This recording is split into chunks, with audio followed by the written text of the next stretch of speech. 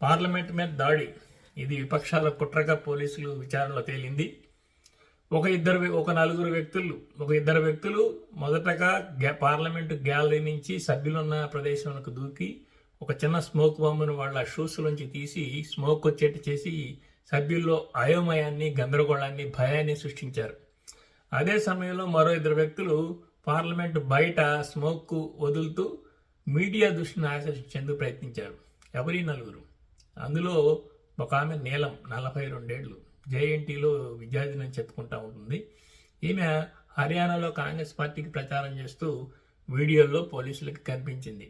అదేవిధంగా ఈమె social media ప్రొఫైల్లో అనేక మంది కాంగ్రెస్ నాయకులతో కలిసి ఫోటోలు దిగింది. ఇక రెండో వ్యక్తి సాగర్ శర్మ. ఈయన జేఎన్టీలో విద్యార్థి నాయకుడిగా ఉన్న కన్నయ్య కుమార్ అనే ఆయనకి అనుచరుడు. ఈ కన్నయ్య కుమార్ ఇప్పుడు కాంగ్రెస్ పార్టీ నాయకుడిగా ఉంటున్నాడు. గతంలో జేఎన్టీలో జరిగిన అనేక దేశ వ్యతిరేక టొకడే గ్యాంగులకి ఈయన నాయకత్వం వహించారు. ఇక మూడో వ్యక్తి మనోరంజన్. ఈ మనోరంజన్ బెంగళూరుకు చెందిన ఎస్ఎఫ్ఐ నాయకుడు. ఈయన తండ్రి బీజేపీ కార్యకర్త. ఈయన తండ్రి ద్వారా ఈయన పార్లమెంట్లోకి నలుగురు ప్రవేశించడానికి కావాల్సిన పాసులను సంపాదించడం తెలుస్తూ ఉంది.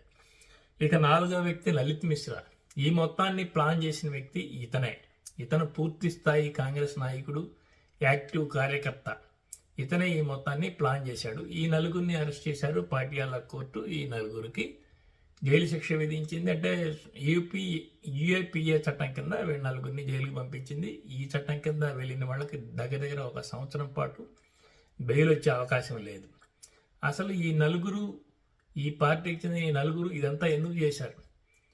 కేవలం పార్లమెంటు భద్రతా వైఫల్యం మీద ప్రశ్నించడం, దేశవ్యాప్తంగా ఉన్న నిరుద్యోగ సమస్య తీవ్రంగా ఉందని, ఆ నిరుద్యోగులు వచ్చి పార్లమెంట్ మీద దాడి చేశారని, విపక్షాలు ప్రభుత్వాన్ని నిలదీసేందుకు ఒక ఆయుధంగా పనికొస్తుందనే ఉద్దేశంతో ఈ కార్యక్రమం చేశారు.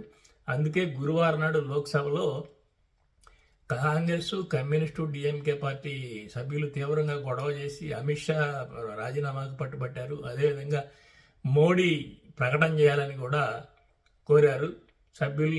ఈ సభ్యులందరినీ కూడా స్పీకరు సస్పెండ్ చేశారు.